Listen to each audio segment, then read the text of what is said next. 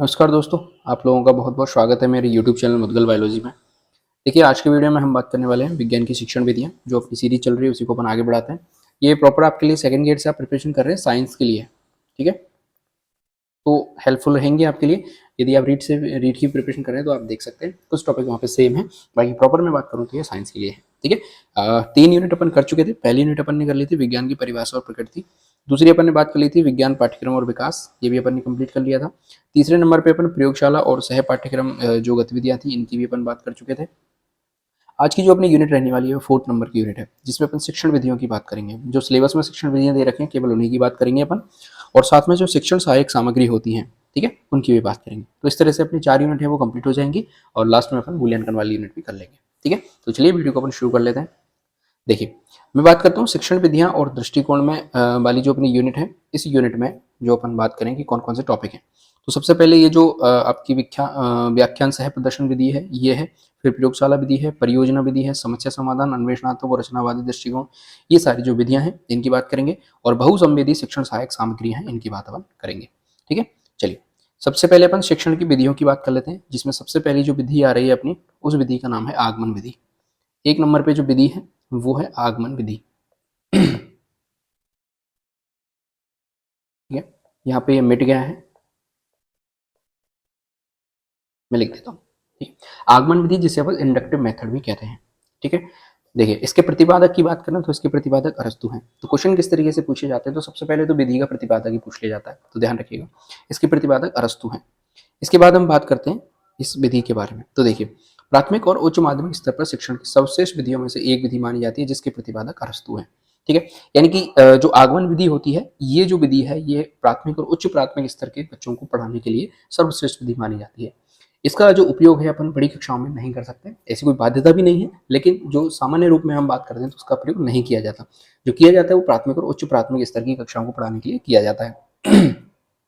ये क्या होता है, तो जितनी भी नवीन अवधारणाएं होती है उनका प्रथम परिचय कराने हेतु इसका यूज किया जाता है। किसी भी सूत्र की अपन बात करें, किसी भी सिद्धांत की स्थापना के लिए ये सबसे श्रेष्ठतम विधि मानी जाती है, ध्यान रखिएगा, इंपॉर्टेंट है। इसके बाद हम बात करें कि जो आगमन है वो वास्तव में सामान्योमान की प्रक्रिया है, यानी कि जो जनरल कॉन्सेप्ट होता है उसकी प्रक्रिया होती है।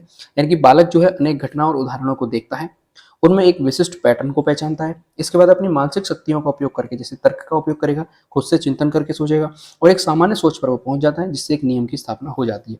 यानी कि आगमन विधि में क्या होता है, बेसिक में आपको इसका कॉन्सेप्ट बता देता हूँ कि सबसे पहले बच्चों के सामने अपन उदाहरण की बात करते हैं, ठीक है। सबसे पहले उनको सामान्य उदाहरण बताया जाता है और उदाहरण से फिर वो धीरे धीरे अपनी तर्क शक्ति का उपयोग करके, अपने चिंतन का उपयोग करके, अपनी मानसिक शक्ति का उपयोग करके एक नियम या फिर एक सिद्धांत पर पहुंचते हैं। तो ये जो विधि चलती है उदाहरण से नियम की ओर चलती है, ठीक है। अब इस विधि के कुछ शिक्षण सूत्र हैं जिनकी अपन बात कर लेते हैं, जो कि पेपर में पूछे जाते हैं और इंपॉर्टेंट भी होते हैं। तो सबसे पहले इसका सूत्र होता है उदाहरणों से नियम की ओर। यानी कि सबसे पहले बच्चों को क्या बताया जाएगा, उदाहरण बताए जाएंगे, बहुत सारे उदाहरण बताए जाएंगे, उनसे फिर एक नियम बनेगा। जैसे फॉर एग्जाम्पल मैं आपको इसकी एक एग्जाम्पल से मैं आपको समझाता हूँ। जैसे कि हमें मान के चलिए बच्चों को गुरुत्वाकर्षण का नियम बताना है, ठीक है। गुरुत्वाकर्षण का नियम हमें बच्चों को समझाना है या फिर गुरुत्वाकर्षण का कॉन्सेप्ट अपने को समझाना है। तो हम क्या करेंगे, सभी वस्तुओं को हवा में उछाल के बच्चों को दिखाएंगे। जैसे सबसे पहले मैं एक चौक को हवा में उछालूंगा तो वो नीचे की तरफ आएगी, फिर मैं डस्टर को हवा में उछालूंगा तो वो नीचे की तरफ आएगी, फिर मैं एक कॉपी को हवा में उछालूंगा वो भी नीचे की तरफ आएगी। तो बच्चे ये सारी चीज देख रहे हैं। इन सारी चीजों को देखने के बाद मैं उनसे कहूंगा कि बच्चों, आप एक बात बताइए मुझे कि मैं सारी चीजों को हवा में उछाल रहा हूँ तो ये सारी चीजें कहाँ जा रही हैं। तो बच्चे कहेंगे सर ये सारी चीजें नीचे जा रही हैं। तो आप मुझे ये बता सकते हो सोच के कि ऐसा क्यों हो रहा है। तो बच्चा एक पैटर्न समझेगा कि जब सर ने चौक उछाली तो भी नीचे गई, डस्टर उछाला तो भी नीचे गया, कॉपी उछाली वो भी नीचे गई, यानी कि सारी चीज़ें नीचे ही क्यों जा रही हैं। तो इसका मतलब कोई ऐसी शक्ति है जो चीज़ों को नीचे की तरफ अपनी ओर आकर्षित कर रही है। तो बच्चे, फिर मैं बच्चों को क्या बता दूंगा कि बच्चों, पृथ्वी के अंदर एक बल कार्य करता है जिसे अपन गुरुत्वाकर्षण बल कहते हैं। तो ये क्या हो गया, गुरुत्वाकर्षण बल का नियम हो गया। तो मैंने सबसे पहले बच्चों को क्या बताया, उदाहरण बताए, फिर उनके सामने किसका प्रतिपादन कर दिया, नियम उनके सामने बता दिया। तो इस तरीके से आगमन विधि काम करती है। इसके बाद बात करते हैं तो इसका सूत्र होता है विशिष्ट से सामान्य की ओर। यानी कि पहले उनको मैंने विशिष्ट विशिष्ट एग्जाम्पल बताया। जैसे सबसे पहले मैंने एक विशिष्ट उदाहरण लिया, कौन सा, चौक को ऊपर फेंकने का। फिर इससे एक जनरल कॉन्सेप्ट बन जाता है कि सारी चीजें ही कहाँ जा रही हैं, नीचे जा रही हैं, ठीक है। आगे बात करते हैं तो स्थूल से सूक्ष्म की ओर। फिर बात करते हैं प्रत्यक्ष से प्रमाण की ओर। यानी कि पहले बच्चे प्रत्यक्ष रूप से वो चीजें देखते हैं, ठीक है। फिर बाद में वो चीज क्या बन जाती है, प्रमाण बन जाती है। तो पहले बच्चों ने प्रत्यक्ष रूप से देखा कि हाँ सारी वस्तु कहाँ जा रही है, नीचे जा रही है। फिर जब मैंने उनको नियम बता दिए तो नियम बताने के बाद वो एक प्रमाण बन गए कि हाँ इस नियम के अनुसार ही ये सारी चीजें हो रही हैं। ठीक है, इसके बाद बात करते हैं अपन ज्ञात से अज्ञात की हो। तो ज्ञात हमें क्या था कि सारी वस्तुएं नीचे जाती हैं, और अज्ञात हमें ये नहीं पता था कि ये वस्तुएं क्यों नीचे जा रही हैं, लेकिन हमने ये पता लगा लिया कि वस्तुएं गुरुत्वाकर्षण बल के कारण नीचे जा रही हैं। तो ज्ञात से अज्ञात हमें पता चल गया। इसके बाद मूर्त से अमूर्त की ओर चलती हैं। तो मूर्त रूप से अपन देख रहे हैं कि सारी वस्तुएं कहाँ जा रही हैं, नीचे जा रही हैं, और गुरुत्वाकर्षण का नियम क्या है, एक अमूर्त चीज है। ठीक है, बल क्या है, एक अमूर्त चीज है जो कि हमें पता नहीं चल रही है, दिखाई नहीं देती, उसे अपन अमूर्त चीज कहते हैं। तो ये जो शिक्षण सूत्र हैं ये आगमन विधि में प्रयोग लिए जाते हैं। अब आगमन विधि से अगली एक विधि आएगी जिसकी हम बात करेंगे, जो होती है निगमन विधि। ठीक है, निगमन विधि इसके जस्ट अपोजिट होती है, यानी कि जस्ट इसकी उल्टी होती है। सारे जो शिक्षण सूत्र हैं सारे क्या हो जाएंगे, उसके अपोजिट हो जाएंगे। ठीक है, तो आपको मैं याद करने का तरीका बताते हूँ, बेसिक सा तरीका बता रहा हूँ। ठीक है, देखिए आगमन की बात करते हैं तो आगमन को अपन लिखते हैं तो सबसे पहले उसमें आ ऐसे इस प्रकार से लिखा जाता है, और इसमें जो नियम होता है वो उदाहरण। तो उदाहरण को भी अपन कुछ इस तरीके से लिखते हैं। तो ऐसे आप थोड़ा सा याद कर सकते हैं कि सीधा अगर आपसे पूछा जाए कि आगमन विधि का शिक्षण सूत्र कौन सा है, तो उदाहरण से नियम आपको ध्यान होना चाहिए। और जब वो निगमन विधि की बात करेंगे तो वहां पे भी मैं आपको बताऊंगा। चलिए, अब आगमन विधि के कुछ सोपान होते हैं, यानी कि कुछ स्टेप होते हैं, उनकी अपन बात कर लेते हैं कि कौन कौन से सोपान हैं। तो सबसे पहले क्या होता है कि विभिन्न उदाहरणों से प्रस्तुति दी जाती है, जो कि मैंने आपको बताया। चौक फेंकी मैंने, फिर डस्टर फेंका, फिर मैंने कॉपी फेंकी। तो ये सारे क्या होते हैं, विभिन्न उदाहरण हुए जिनके मैंने प्रस्तुतिकरण दिया बच्चों के सामने। फिर उन उदाहरणों का निरीक्षण किया जाता है। तो निरीक्षण किस प्रकार से किया कि वो सारी वस्तुएं कहाँ जा रही हैं, नीचे की ओर जा रही हैं। फिर एक विशिष्ट पैटर्न पहचाना जाता है और इसका जनरलाइजेशन किया जाता है, नहीं सामान्यकरण किया जाता है। विशिष्ट पैटर्न क्या होता है कि सारी वस्तुएं हवा में उछालने के बाद नीचे की तरफ ही जा रही हैं। तो ये क्या हो गया, जनरल कॉन्सेप्ट हो गया। ठीक है, इसके बाद क्या होता है, नियम और सिद्धांत की स्थापना कर लेते हैं और फिर इसका परीक्षण किया जाता है। ठीक है, तो ये पैटर्न रहता है, ये सोपान रहता है, ये आपके बहुत ज्यादा महत्वपूर्ण है। मैं यहाँ बता देता हूँ आपको महत्वपूर्ण क्यों है, क्योंकि पेपर के अंदर सीधा पैटर्न पूछा जाता है कि आगमन विधि का सही सोपान कौन सा है, या फिर सोपान का सही चरण कौन सा है। इस प्रकार से क्वेश्चन पूछे जाते हैं। ठीक, आगे बढ़ते हैं। आगमन विधि के गुणों की हम यहाँ पे बात कर लेते हैं। तो देखिए, मनोवैज्ञानिक विधि है। आगमन विधि कैसी है, मनोवैज्ञानिक विधि है, जो बालकों की शक्तियों, तर्क, चिंतन, निर्णय क्षमता तथा कल्पना जैसी शक्तियों का क्या करती है, विकास करती है। खोज का मार्ग मानी जाती है, इंपॉर्टेंट है, ध्यान रखिएगा। सीधा क्वेश्चन पूछा जाता है कि खोज का मार्ग कौन सी विधि मानी जाती है, तो आगमन विधि को माना जाता है। खोज विधि की बात करेंगे तो वहां पे ये पूछा जाएगा कि इसका आधार कौन सी विधि होती है, तो इसका आधार होती है आगमन विधि। ठीक है, चलिए। अर्जित ज्ञान कैसा होता है, स्थायी होता है। इसके बाद बात करें, औसत तथा पिछड़े विद्यार्थियों के शिक्षण की श्रेष्ठ विधि ये मानी जाती है। यानी कि यदि कोई औसत बच्चा है या कोई पिछड़ा बच्चा है, उसको यदि हम सीधा नियम जाके बता देंगे तो शायद वो चीज़ों को नहीं अच्छे से समझ पाए, लेकिन हम उस चीज़ को करके दिखा रहे हैं पहले बच्चे के सामने, हमने सारी चीज़ों को फेंका, तो उसको एक इंटरेस्ट भी जगेगा, और जगने के बाद उस नियम को अच्छे से समझ भी पाएगा। ठीक है, आगे बढ़ते चलिए। प्राथमिक एवं उच्च प्राथमिक कक्षाओं में शिक्षण की श्रेष्ठ विधि ये मानी जाती है। छोटी बच्चों के लिए ये बहुत अच्छी विधि है, श्रेष्ठ विधि है। बालकों में वैज्ञानिक दृष्टिकोण का विकास करती है। अपन विज्ञान का शिक्षण विधियां पढ़ रहे हैं तो उसमें वैज्ञानिक दृष्टिकोण का विकास करेगी, क्योंकि यही अपना उद्देश्य भी है। इस विधि में शिक्षक तथा विद्यार्थी दोनों सक्रिय रहते हैं, अतः इसे प्रजातांत्रिक विधि माना जाता है। ध्यान रखिएगा, प्रजातांत्रिक विधि कौन सी होती है, जिसमें शिक्षक और विद्यार्थी दोनों ही सक्रिय रहते हैं। यानी शिक्षक सारे प्रैक्टिकल करके दिखा रहे हैं बच्चों के सामने, और बच्चे उस पर क्या कर रहे हैं, फिर सोच रहे हैं, उस पर तर्क कर रहे हैं, उस पर मानसिक शक्तियों का प्रयोग कर रहे हैं। तो दोनों ही क्या है, समान रूप से सक्रिय हैं, इसलिए इसको प्रजातांत्रिक विधि भी कहा जाता है। अब इस विधि के कुछ दोष भी हैं। कौन से दोष हैं, अपन उसकी बात कर लेते हैं। देखिए, आगमन विधि के दोष की हम यहाँ पे बात करें तो सबसे पहला दोष है कि सूत्र सिद्धांत की स्थापना तक की प्रक्रिया लंबी और अधिक समय लेने वाली होती है। यानी कि पहले मुझे उनको सारे एग्जाम्पल बताने पड़ेंगे, करके दिखाने पड़ेंगे, फिर कहीं जाके क्या बनेगा, सूत्र बनेगा, सिद्धांत बनेगा। तो ये प्रक्रिया थोड़ी सी लंबी हो जाती है और ज्यादा समय ले लेती है। अगला दोष की बात करें तो पाठ्यक्रम का विकास धीमी गति से करती है। यानी कि यदि हम बात करें पाठ्यक्रम हमें कराना होगा और ऐसे हम सारी चीज़ों का प्रैक्टिकल कराते हुए चलेंगे तो बहुत धीमी गति से अपना पाठ्यक्रम है वो हो पाएगा, यानी कि बहुत स्लो सिलेबस अपन करा पाएंगे। आगे बात करें, उच्च कक्षा में अध्ययन हेतु उपयुक्त नहीं है। ठीक है, उपयुक्त नहीं है, लेकिन ऐसा नहीं है कि कोई बाउंडेशन हो गया आप इसका प्रयोग नहीं कर सकते। अगर कोई कॉन्सेप्ट ऐसा आता है जो पहली बार बच्चों के सामने रखा जाता है तो वहाँ पे अपन आगमन विधि का प्रयोग कर सकते हैं। ठीक है, लेकिन जनरली बात कर रहे हैं यहाँ पे कि ये उच्च कक्षाओं के लिए उपयुक्त नहीं होता। क्यों नहीं होता, क्योंकि ज़्यादातर चीज़ें उन्होंने पिछली कक्षाओं में पढ़ रखी होती हैं, तो उनके लिए कोई नई चीज़ बताना प्रायोरिटी नहीं होती है अपनी, क्योंकि वो पहले से पढ़ चुके होते हैं। लेकिन जो बेसिक क्लासेस होती है, यानी कि जो प्राथमिक और उच्च प्राथमिक जो कक्षाएं होती हैं, वहाँ पे बहुत सारी चीज़ें पहली बार इंट्रोड्यूस कराई जाती हैं। जैसे गुरुत्वाकर्षण की बात कर ले तो इससे पहले शायद बच्चों ने वो शब्द भी नहीं सुना होता है, तो इसलिए हमें इस विधि का प्रयोग करना पड़ता है। पहले उनके लिए सामान्य प्रक्रिया बताई जाती है, फिर उसको नियम व सिद्धांत बताया जाता है। ठीक है, चलिए, ये व्यावहारिक विधि नहीं है। इस विधि पर आधारित पाठ्य पुस्तकों की उपयोगिता भी कम है। हम जितनी भी बुक्स देखेंगे, अपने सिलेबस से रिलेटेड जितनी पाठ्य पुस्तक देखेंगे, उनमें सबसे पहले नियम बताए जाते हैं। ठीक है, सबसे पहले सिद्धांत बताए जाते हैं, और फिर उन सिद्धांत और नियमों के लास्ट में जाके उदाहरण दिए जाते हैं। सारी बुक्स हमें ऐसी प्रकार की मिलती हैं। बहुत कम ऐसी बुक हैं मार्केट के अंदर जिनमें सबसे पहले उदाहरण बताए जाएंगे और फिर नियम और सिद्धांत की व्याख्या करी जाएगी। ठीक है, ये हो गया। अगले दोष की बात करें तो इस विधि में पढ़ाने हेतु प्रशिक्षित अध्यापकों की आवश्यकता होती है। यानी कि कोई टीचर है उसको इतना ट्रेंड होना चाहिए कि कोई भी कॉन्सेप्ट यदि वो समझाने जा रहा है तो सबसे पहले उसको खुद को वो चीज़ आनी चाहिए। ठीक है, कि मैं बच्चों को आसान से आसान भाषा में या फिर किस प्रकार से बच्चों को सबसे पहले मैं जनरलाइजेशन कराऊं, यानी कि सबसे पहले उनको एग्जाम्पल बताऊं उस चीज़ के और फिर मैं जाके उनको नियम व सिद्धांत की व्याख्या कर पाऊँ। ठीक है, तो इसके लिए प्रशिक्षित अध्यापकों की आवश्यकता होती है। ध्यान रखिएगा, इंपॉर्टेंट पॉइंट है। अगली विधि की तरफ अपन बढ़ते हैं। तो अगली विधि अपनी हो जाती है निगमन विधि। ध्यान रखिएगा। ठीक है, निगमन विधि बिल्कुल इसके जस्ट अपोजिट है। सारी चीजें इसके जस्ट उल्टी होने वाली है। तो यदि अपन इसके प्रतिपादक की बात करें तो प्लेटो और अरस्तु। कई बुक्स में इसके अरस्तु लिखा गया है लेकिन इसका जो सही आंसर वो प्लेटो है। चलिए अब बात करते हैं। तो यह आगमन की ठीक विपरीत विधि है जिसका प्रयोग उच्च कक्षाओं में शिक्षण हेतु अधिक किया जाता है। जो आगमन विधि थी उसका छोटी कक्षाओं में किया जाएगा और जो निगमन विधि होती है उसका उच्च कक्षाओं में किया जाएगा। इस विधि में बालकों को सर्वप्रथम किसी सूत्र या सिद्धांत या नियम का ज्ञान करा दिया जाता है, उससे उसमें मान रखकर समस्या समाधान तक पहुंचा जाता है। हमें जितना भी अब तक पढ़ते हुए आए हैं या फिर जितना जो वर्तमान में जो शिक्षण प्रणाली चल रही है वो निगमन विधि पर ही चल रही है। जितनी भी पाठ्य पुस्तक मार्केट के अंदर मिलती हैं वो सारी की सारी इसी विधि के अनुसार छपी हुई होती हैं। इसमें होता क्या है, सबसे पहले बच्चों को नियम, सिद्धांत,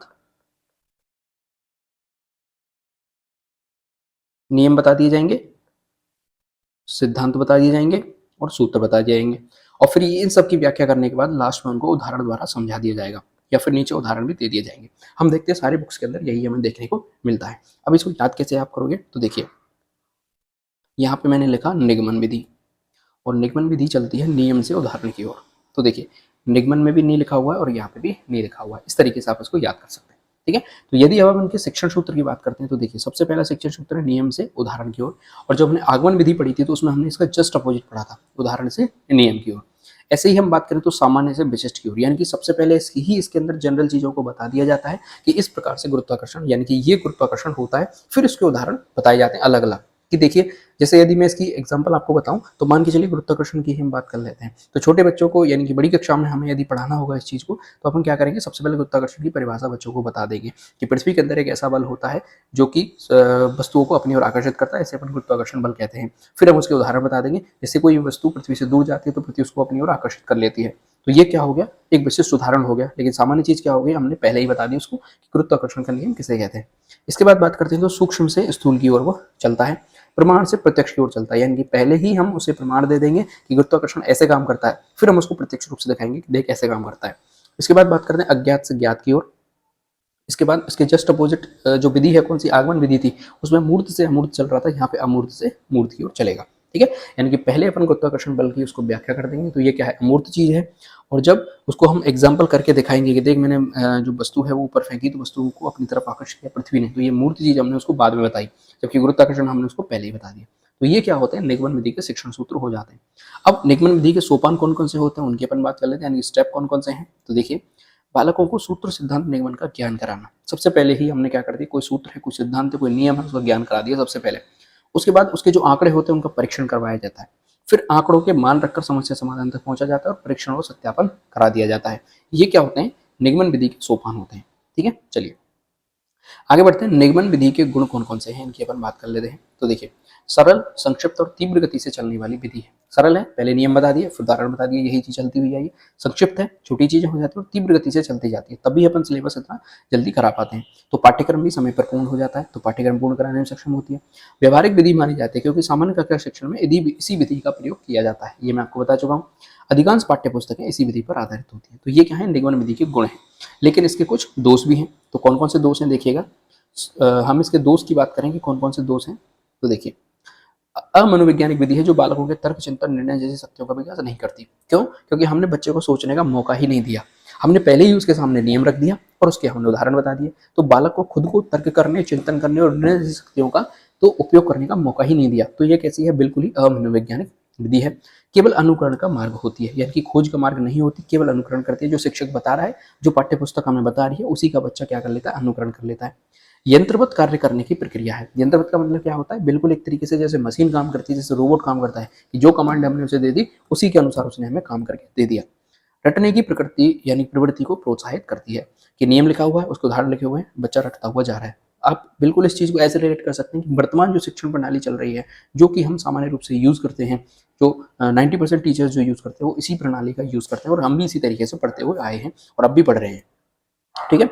उसकी बात करें तो बालकों में अन्वेषण प्रकृति, जैसे अपन खोज हो गया, अनुसंधानात्मक दृष्टिकोण हो गया, वैज्ञानिक दृष्टिकोण का विकास ये नहीं करती है।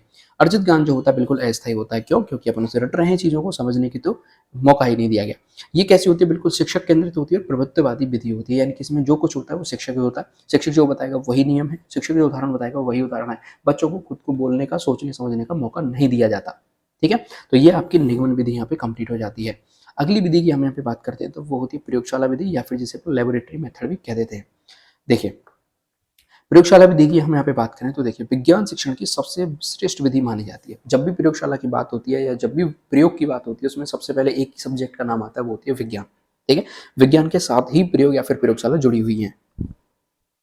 तो विज्ञान शिक्षण की सबसे श्रेष्ठतम विधि है, जिसका आधार होती है आगमन विधि। आगमन विधि कैसे होती है? यानी कि पहले हम बच्चों को प्रयोग करके दिखाते हैं, पहले उनको सामान्यीकरण कराया जाता है, उसके बाद उनको नियम या फिर कोई चीज बताई जाती है। किंतु आगमन का स्वरूप केवल सैद्धांतिक होता है, जबकि प्रयोगशाला विधि करके सीखने के सिद्धांत पर आधारित होती है। यानी कि जो आगमन विधि होती है उसमें सैद्धांतिक किस तरीके से, यानी कि अपन एक कक्षा के अंदर होते हैं, बच्चों को बताया जाता है, समझाया जाता है, लेकिन किसी भी प्रकार का बच्चों को करके सीखने वाली चीज नहीं होती, यानी बच्चा खुद से करके कोई भी चीज नहीं सीखता है। और प्रयोगशाला विधि किस पर आधारित होती है? तो लर्निंग बाय डूइंग, यानी कि बच्चा खुद से करके सीखता है, तो इस सिद्धांत पर आधारित होती है। और जब बच्चा खुद करके सीख रहा है तो बच्चे के क्रियात्मक पक्ष का क्या होती है? विकास होता है, या फिर क्रियात्मक पक्ष को प्रमुखता दी जाती है। इसलिए इसे आगमन विधि का क्रियात्मक रूप भी कहा जाता है।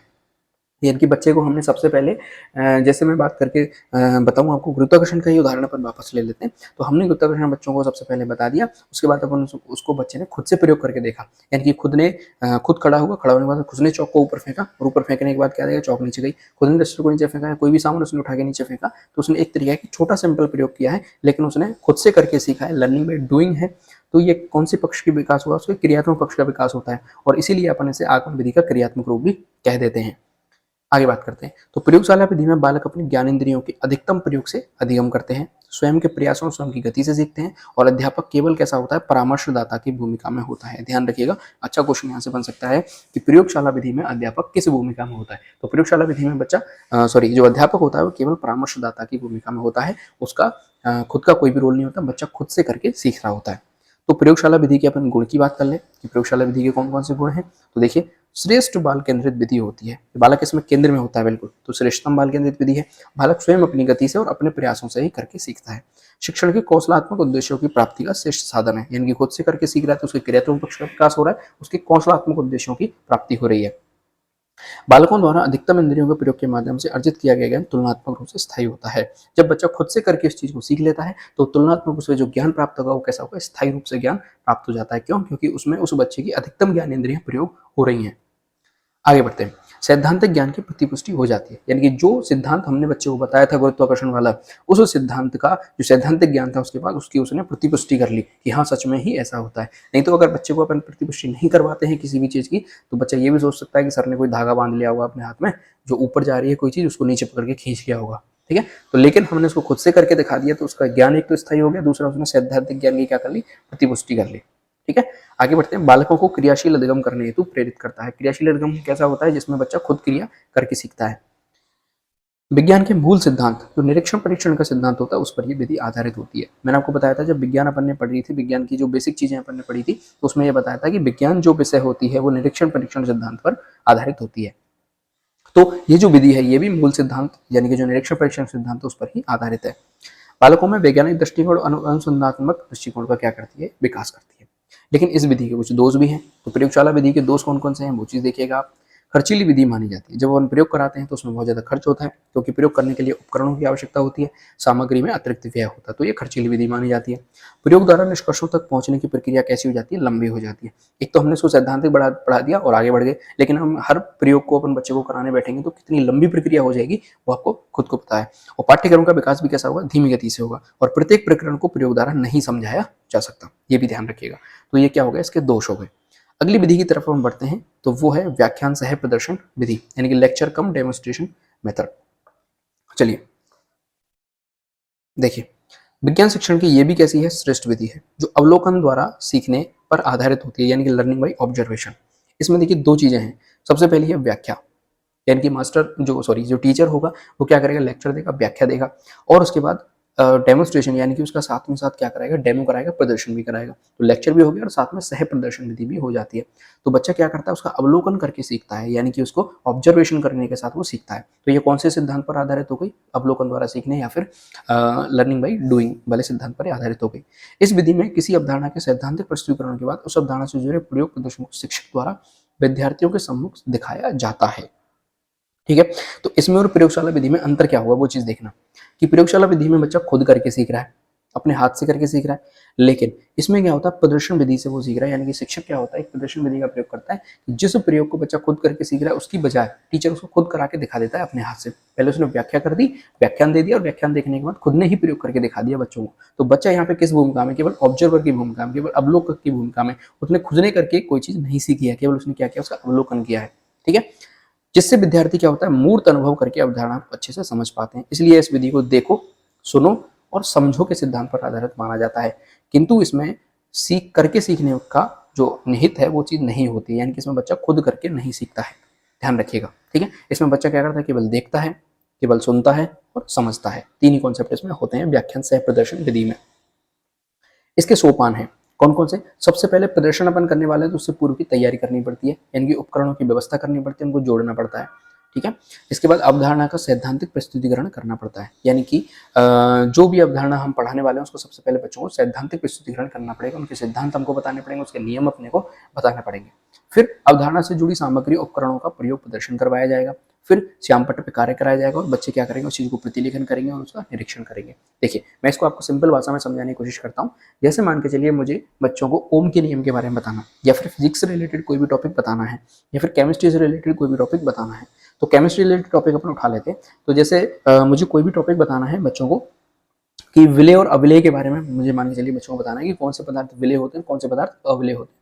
तो सबसे पहले मुझे उपकरणों की व्यवस्था करनी पड़ेगी, यानी कि मुझे फ्लास्क लेने पड़ेगा, मिट्टी लेनी पड़ेगी, नमक लेना पड़ेगा, चीनी लेनी पड़ेगी। ठीक है, ये सारी व्यवस्था मुझे करनी पड़ेगी।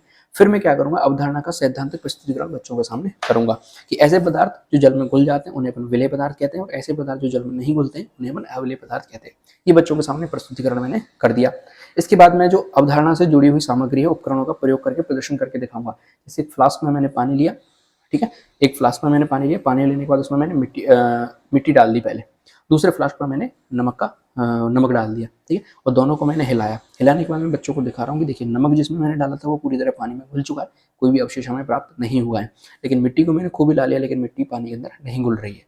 तो नमक जो है वो पानी के अंदर विलेयशील है, यानी कि नमक कैसा है, विलेय पदार्थ है। वही मिट्टी कैसी है, अविलेय पदार्थ है, क्योंकि ये पानी के अंदर नहीं घुल रही है। ये चीज मैंने प्रयोग के द्वारा प्रदर्शन करके बच्चों को दिखा दिया।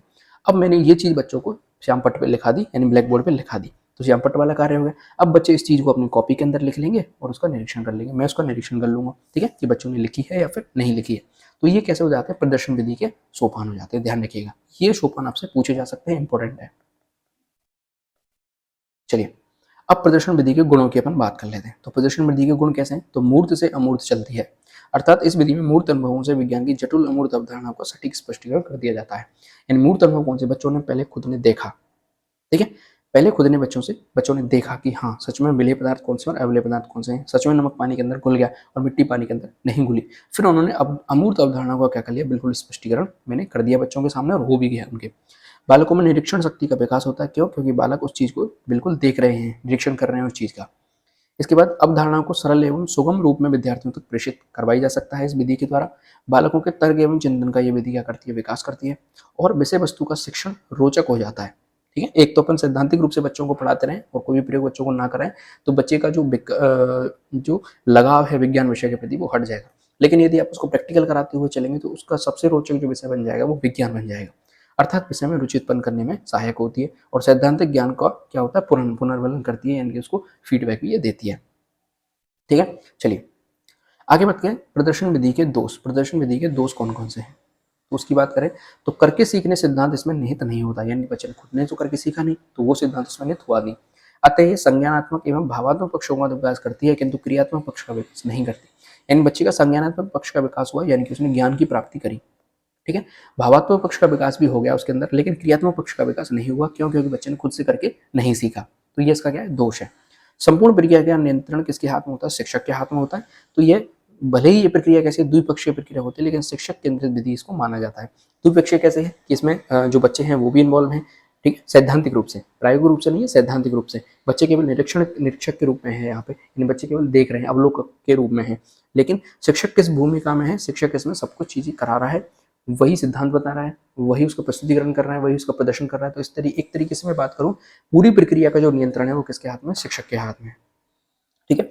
इसलिए इसको शिक्षक केंद्रित विधि माना जाता है। बड़े समूह में प्रदर्शन करने से सभी विद्यार्थी समान रूप से सक्रिय नहीं रह पाते। मान के चलिए क्लास में 100 विद्यार्थी बैठे हैं और उनके सामने मैं कोई प्रयोग करके दिखाऊं, तो प्रयोग क्या हो जाएगा? इतना सफल नहीं रहेगा, ठीक है। क्यों? क्योंकि जो पीछे वाले बच्चे उनको कुछ दिखाई नहीं देगा, तो सक्रिय नहीं रह पाते समान रूप से। आगे आगे वाले बच्चे हैं, जहां तक उनको दिखाई दे रहा है वो अच्छे से समझ पाएंगे, ठीक है। आगे बात करते हैं अपन ह्यूरिस्टिक विधि की। अगली विधि आ रही है अपने सामने, ह्यूरिस्टिक विधि, जिसके प्रतिपादक थे हेनरी आर्मस्ट्रॉन्ग, ठीक है। इसको याद करने के मैं आपको दो तरीके बताता हूँ। देखिए, हेनरी में एच आपको दिखाई दे रहा है और ह्यूरिस्टिक में भी एच आपको दिखाई दे रहा है, यानी कि हाँ आपको दिखाई दे रहा है। एक तो इस तरीके से आप याद कर सकते हैं। ह्यूरिस्टिक विधि को अपन खोज विधि के नाम से भी जानते हैं, अनुसंधान विधि के नाम से भी जानते हैं, या फिर अन्वेषण विधि के नाम से भी जानते हैं। खोज विधि आप मान लीजिए, तो जिसकी आर्म स्ट्रॉन्ग रहेंगी वही क्या कर सकता है? खोज कर सकता है किसी भी चीज की। एक बेसिक कॉन्सेप्ट आप समझ लीजिए कि जिसकी आर्म स्ट्रॉन्ग रहेंगी वही क्या कर सकता है? किसी भी चीज की खोज कर सकता है, अन्वेषण कर सकता है, या फिर अनुसंधान कर सकता है, ठीक है। इस तरीके से आप उसको याद कर सकते हैं। आगे बढ़ते हैं। ह्यूरिस्टिक जो शब्द है, इसकी उत्पत्ति ग्रीक भाषा के शब्द ह्यूरिस्को से हुई है, जिसका अर्थ होता है आई डिस्कवर, या फिर मैं खोजता हूँ। अच्छी चीज है, ध्यान रखिएगा, इंपॉर्टेंट है।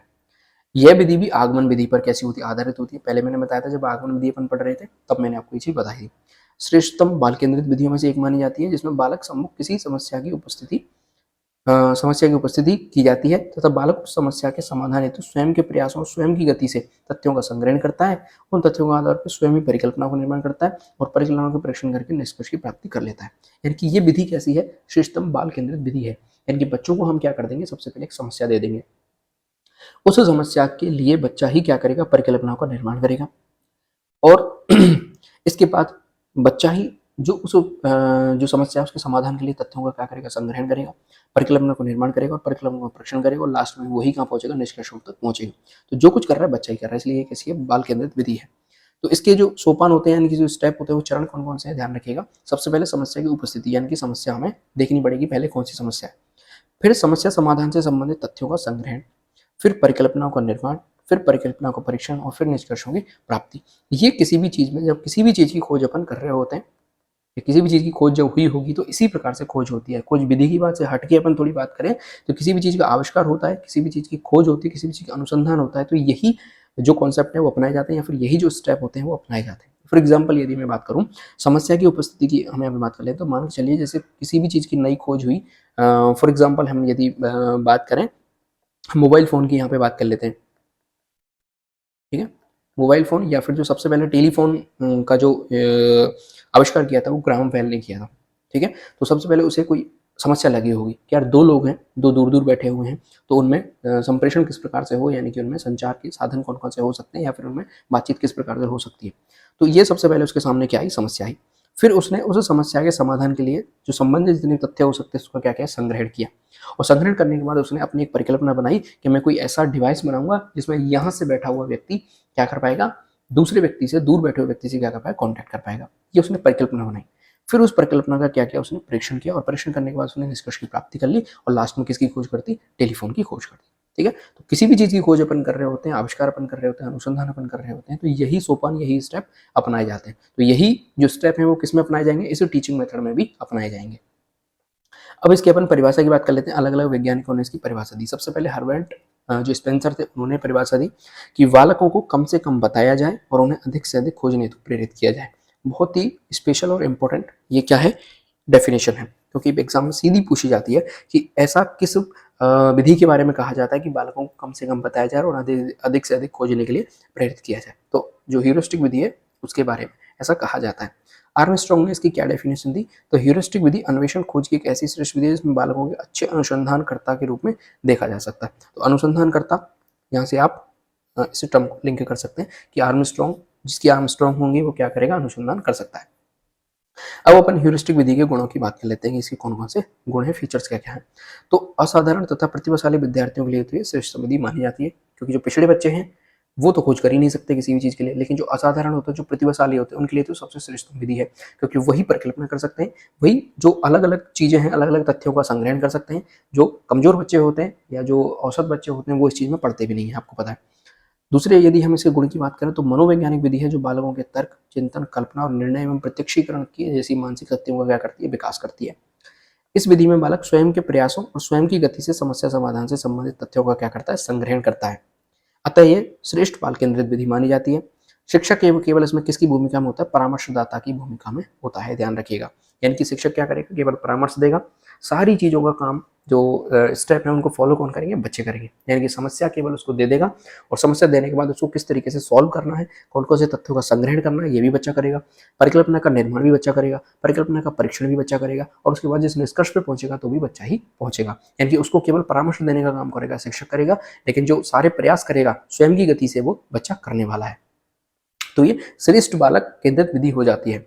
अगले बात करते हैं, इंपॉर्टेंट पॉइंट है कि अनुसंधानात्मक दृष्टिकोण विकसित करने वाली सर्वश्रेष्ठ विधि है खोज विधि या फिर ह्यूरिस्टिक विधि। क्रांतिक अभिवृत्ति, जिसे अपन आलोचनात्मक दृष्टिकोण या फिर क्रिटिकल अप्रोच विकसित करने वाली विधि कौन सी है, तो यही विधि है। ध्यान रखिएगा, दोनों ही पॉइंट इंपॉर्टेंट है। करके सीखने पर आधारित होती है, क्योंकि सारी चीजें कौन कर रहे हैं, बच्चा ही कर रहे हैं। वैज्ञानिक दृष्टिकोण का विकास करती है। श्रेष्ठतम बाल केंद्रित विधि है। बालकों की अवलोकन शक्ति का विकास करती है, और बालकों के तथ्य संग्रहण प्रवृत्ति का भी क्या करती है, विकास करती है। क्यों? क्योंकि उस समस्या के समाधान के लिए बच्चा अलग अलग जगह से तथ्य का संग्रहण कर रहा है, कभी किसी किताब से देखेगा, कभी यूट्यूब से देखेगा, कभी दूसरे प्लेटफॉर्म से देखेगा, और अलग अलग जगह से क्या करेगा, तथ्यों का संग्रहण करेगा। तो ये चीज क्या करेगी, बालक के तथ्य संग्रहण प्रवृत्ति का क्या करेगी, विकास करेगी। इस विधि के भी कुछ दोष हैं। सबसे बड़ा दोष तो यह है कि ये औसत और पिछड़े विद्यार्थियों के लिए बिल्कुल उपयुक्त नहीं है, अधिक उपयुक्त नहीं है। तो क्योंकि ना तो उन्हें इन चीज में इंटरेस्ट होता है कि अपन कोई नई खोज करें, या फिर कोई नई अपन खुद से करके देखें, कोई नई चीज अपन देखें, कोई अलग अलग जगह से तथ्यों का संग्रहण करें। वो बच्चा खुद अपनी पुस्तक पढ़ ले, वही बहुत बड़ी बात होती है, ठीक है। तो उनके लिए उपयुक्त नहीं है। छोटी कक्षाओं, कम आयु के बालकों के लिए भी यह विधि उपयुक्त नहीं है। इस विधि को व्यक्तिगत शिक्षण हेतु श्रेष्ठ माना जा सकता है, कि कोई बच्चा बहुत ही ओवर द टॉप पढ़ने वाला, गॉड गिफ्टेड जो बच्चे होते हैं, आपको पता होगा, उनके लिए यह विधि श्रेष्ठ मानी जा सकती है। किंतु सामूहिक शिक्षण हेतु यह विधि उपयुक्त नहीं मानी जाती। विज्ञान जैसे विषयों के शिक्षण के लिए तो श्रेष्ठ मानी जाती है, किंतु भाषा विषयों और सामाजिक विषयों के लिए अधिक श्रेष्ठ विधि ये नहीं है। यानी कि खोज विधि का प्रयोग आप विज्ञान शिक्षण के लिए तो कर सकते हो, जो कि अपन करते भी हैं, लेकिन जो भाषा विषय हो गई, जैसे हिंदी हो गई, इंग्लिश हो गई, संस्कृत हो गई, या फिर जो सामाजिक विज्ञान जैसे विषय है, उनके लिए ये विधि बिल्कुल भी श्रेष्ठ नहीं है। कोई बच्चा खोज करेगा तो भाषा में क्या नहीं खोज करेगा, साहित्य में क्या नहीं खोज करेगा, तो उसके लिए ये विधि उपयुक्त नहीं मानी जाती है। आगे बढ़ते हैं, अगली विधि आती है अपनी प्रोजेक्ट मेथड या फिर प्रायोजना विधि। तो प्रायोजना विधि में क्या होता है वो चीज देखिए। शिक्षण की एक ऐसी श्रेष्ठ विधि मानी जाती है जिसमें जीवन की वास्तविक परिस्थितियों, यथार्थ अनुभवों को सर्वाधिक महत्व दिया जाता है। इसलिए इस विधि को जीवन द्वारा सीखने की विधि भी कहा जाता है। तो इंपॉर्टेंट लाइन यही हो गई कि ऐसी कौन सी विधि है जिसे जीवन द्वारा सीखने की विधि कहा जाता है।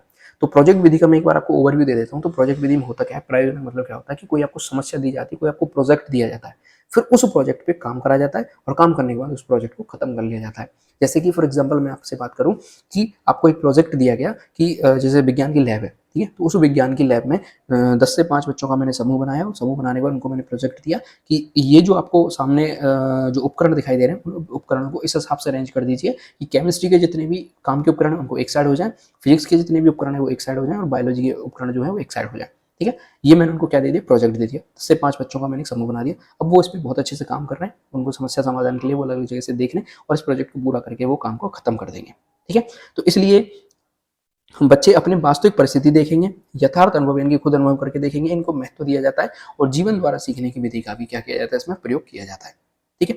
अब देखिए, प्रायोजना विधि के जो विचारधारक थे, यानी कि जिन्होंने इसकी विचारधारा दी थी, वो तो जॉन डीवी नाम के शिक्षाविद ने दी थी, ठीक है। और उनकी विचारधारा कौन सी थी, प्रायोजनवाद से ये लिया गया है, जिसे अपन उपयोगितावाद कहते हैं या फिर प्रैग्मेटिज्म भी कहते थे। लेकिन इस विधि का जो विचार आया था, विचार सर्वप्रथम जॉन डीवी ने दिया था, किंतु इसका प्रतिपादन करने वाले कौन थे, किलपैट्रिक थे। इसका प्रतिपादक करने वाले कौन थे, किलपैट्रिक थे 1918 के अंदर, ध्यान रखिएगा, जो कि जॉन डीवी के शिष्य ही थे। और इन्होंने अपने research paper the project matter में इसका क्या किया था, प्रतिपादन किया था। गांधी जी ने, ध्यान रखिए, गांधी जी ने अपने बेसिक जो शिक्षा मॉडल था जो उन्होंने दिया था, उसमें इसी विधि के प्रयोग पर, इसी विधि के प्रयोग पर क्या दिया, सर्वाधिक बल भी दिया था। अब प्रयोजना विधि किस प्रकार से कार्य करती है, तो वो चीज समझिए। जो चीज मैंने आपको अभी ऊपर बताई थी वो चीज यहाँ पे लिखी हुई है। तो प्रयोजना विधि में बालकों को समझ कुछ परिस्थितियों का निर्माण किया जाता है, कुछ समस्याओं की उपस्थिति की जाती है जिसमें बालक किसी एक समस्या या प्रयोजना का क्या कर लेते हैं, चयन कर लेते हैं।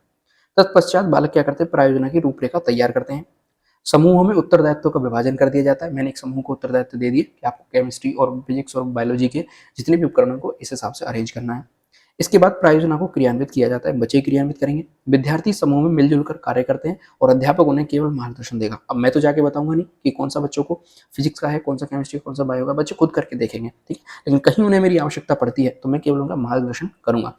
क्रियान्विधि के पश्चात प्रयोगशाला या फिर जो प्रायोजना जो होती है उसका मूल्यांकन करेंगे और अंत में प्रायोजना से जुड़े समस्त अनुभवों का लिखित विवरण तैयार किया जाएगा, जिसे लेखा जोखा निर्माण या फिर अभिलेख संधारण भी कह देते हैं। यानी कि जो भी काम अपन ने किया, जो भी प्रोजेक्ट अपन ने कंप्लीट किया, उसका लिखित विवरण तैयार किया जाता है, जिसे लेखा जोखा निर्माण कहते हैं या फिर अभिलेख संधारण कहते हैं। जब आपको पता होगा, जब हम 10th क्लास में थे या 12th क्लास में थे, तो हमने वहाँ पे प्रोजेक्ट फाइल बनाई हुई थी, जो कि अपन 10th क्लास के अंदर बच्चों से बनवाते भी हैं। तो वही चीज इसके अंदर बताई गई है। अब प्रयोजना विधि के स्टेप कौन कौन से हैं, यानी कि सोपान कौन कौन से हैं। तो सबसे पहले स्टेप आता है परिस्थितियों का निर्माण करना, यानी कि समस्या की उपस्थिति हो जाती है। फिर प्रायोजना का चयन किया जाता है, यानी कि काफी सारी परिस्थितियां हो गई, काफी सारी समस्या हो गई, उनमें से एक समस्या अपन ने ले ली, यानी कि प्रायोजना का चयन अपन ने कर लिया, जो प्रोजेक्ट होता है उसका चयन अपन ने कर लिया। फिर जो प्रयोजना होती है उसकी रूपरेखा बनाई जाती है, उत्तरदायित्व का विभाजन करवाया जाता है। फिर प्रायोजना का क्रियान्वयन किया जाता है, फिर प्रायोजना का मूल्यांकन किया जाता है और उसका लेखा जोखा रख देते हैं, और वो जिसे अपन अभिलेख संधारण भी कह देते हैं। ये स्टेप होते हैं किसके, प्रयोजना विधि के। अब प्रायोजना 4 प्रकार की होती है। तो देखिए 4 प्रकार की कौन कौन सी प्रायोजना होती है। तो सबसे पहले होती है सृजनात्मक प्रायोजना, यानी कि कुछ ऐसे प्रोजेक्ट होते हैं जिनमें बच्चा कुछ नया सृजन करके लाता है, या फिर कुछ ऐसी समस्या होती है जिनमें कुछ नया सृजन करने की बात होती है। तो वो सारे प्रोजेक्ट, वो सारी प्रायोजना किसमें अंदर रखी जाएंगी, सृजनात्मक प्रायोजना के अंदर रखी जाएंगी। दूसरी होती है समस्यात्मक प्रायोजनाएं, यानी कुछ ऐसे प्रोजेक्ट होते हैं जिसमें कुछ समस्या रखी जाती है और उन समस्याओं को अपन इस प्रायोजना के अंदर रखेंगे।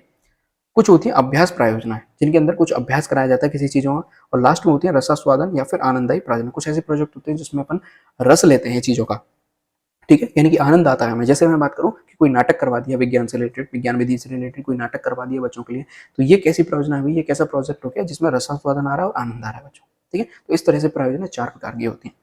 यदि अपन परियोजना के जो विधि होती है इसकी परिभाषा की बात करें तो सबसे पहले किलपैट्रिक ने इसकी क्या परिभाषा दी। तो परियोजना इस प्रकार का उद्देश्यपूर्ण कार्य है जिसे सामाजिक वातावरण में मन लगाकर पूरा किया जाता है। दूसरा, स्टीवेंसन ने क्या परिभाषा दी कि प्रायोजना ऐसा समस्यात्मक कार्य है जिसे स्वाभाविक परिस्थितियों में पूरा किया जाता है, ठीक है। ये तो परिभाषा है। प्रायोजना विधि के गुण की बात कर लेते हैं। प्रायोजना विधि के गुण क्या है। तो सबसे पहले ये सहकारिता आधारित होती है, यानी कोऑपरेटिव बेस्ड होती है। जब मैंने 5 से 10 बच्चों का एक ग्रुप बनाया, एक समूह बनाया, उत्तरदायित्व का मैंने उन्हें विभाजन कर दिया, तो ऑटोमेटिक उनमें सहकारिता उत्पन्न हो गई, यानी कि उनमें कोऑपरेशन हो गया कि सारे बच्चे आपस में कोऑपरेट करके उस चीज को कंप्लीट करेंगे, उस प्रोजेक्ट को कंप्लीट करेंगे। समवाय के सिद्धांत पर कार्य करती है, को रिलेशनशिप, बच्चों में आपस में को रिलेशनशिप बनता जाएगा कि जैसे 5 बच्चे हैं तो एक ने दूसरा काम किया, दूसरे का तीसरे से रिलेटेड है, तीसरे का चौथे से काम रिलेटेड होता है, यानी कि उन 5 से 10 बच्चों का काम आपस में रिलेटेड है। तो उसमें समवाय के सिद्धांत पर ये विधि क्या करती है, कार्य करती है, ये उसमें निहित होता है ये सिद्धांत। इसके बाद बात करें तो बालकों में समस्या समाधान के कौशलों का विकास करती है, यानी कि उनके सामने कोई मैंने समस्या रख दी, उसका वो बच्चे खुद समाधान करके ला रहे हैं, तो इस कौशल का क्या होता है, विकास होता है इस विधि के अंदर। बालक जीवन की वास्तविक परिस्थितियों में अधिगम करते हैं, अतः इसे जीवन द्वारा सीखने की विधि भी कहा जाता है। यानी कि मान के चलिए, ये तो मैंने आपको एक छोटा सा उदाहरण दिया था, अगर मैं कोई और समस्या, कोई और प्रोजेक्ट उन बच्चों को दूं तो बच्चे क्या करेंगे, बिल्कुल वास्तविक परिस्थितियों में अधिगम करेंगे। उस प्रोजेक्ट से बच्चे वास्तविक रूप से सीखेंगे, वास्तविक परिस्थितियों में सीखेंगे, और जीवन द्वारा सीखने की विधि भी इसे कहा जाता है। बालकों में सामाजिक गुणों का यह विकास करती है, सहयोग लेने देने की प्रवृत्ति को प्रोत्साहित करती है। जब 5 से 10 लोग हैं वो काम कर रहे हैं तो एक तो उनका छोटा सा समाज बन जाता है, तो सामाजिक गुणों का विकास हो गया। एक दूसरे का सहयोग लेने और देने का काम करेंगे तो इस प्रवृत्ति का भी क्या होगा, उनके अंदर विकास होगा। बालकों के निर्णय क्षमता का विकास ये करती है। कौशलात्मक उद्देश्य की प्राप्ति करती है, अर्थात क्रियात्मक पक्ष का विकास कर रही है।